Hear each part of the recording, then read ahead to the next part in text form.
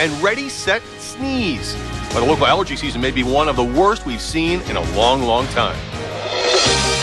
This is 9 News at 6. WUSA 9 News. First in the nation's capital in high definition.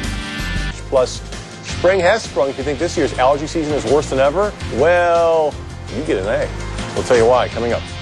Well, people with allergies have one more thing to blame on the weather. After such a mild winter, this year's spring allergy season could be the worst ever. In fact, a new report ranks Washington and Baltimore in the top 10 for worst places to live with spring allergies. Aubrey Barnes has more.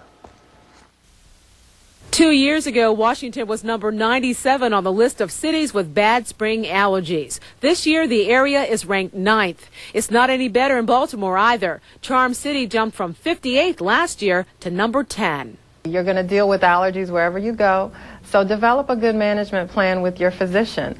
Find out what those allergens are that are triggering your symptoms and avoid them at all costs. The Allergy and Asthma Foundation based its ranking on pollen count, medication use, and the number of board-certified allergists in the area. I'm going to go ahead and examine you, okay? There's no breakthrough treatment this year, but doctors say stick with what works for you. There's a lot of new eye medications also working as antihistamines. The Allergy and Asthma Foundation is hoping its report helps people better manage their care. Stay indoors from 5 to 10 a.m. That's when the peak season, the peak hours are. When you come indoors, take off your shoes, take off your clothes, because you're going to have pollen all over it. Wash your hair if you can, so you don't make that outdoor problem an indoor problem. And with more people suffering allergy symptoms earlier than ever this year, getting an appointment won't be easy. The wait is 6 weeks at one Virginia allergy clinic. But now that we know this early spring allergy season is no fluke, you can book your appointments with the allergist earlier than ever next year. Audrey Barnes, 9 News.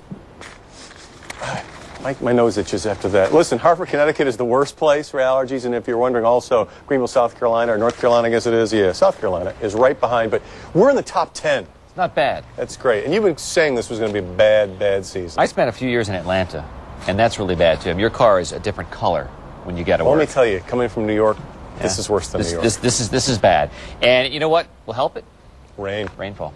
And we have some pretty serious rain on the way.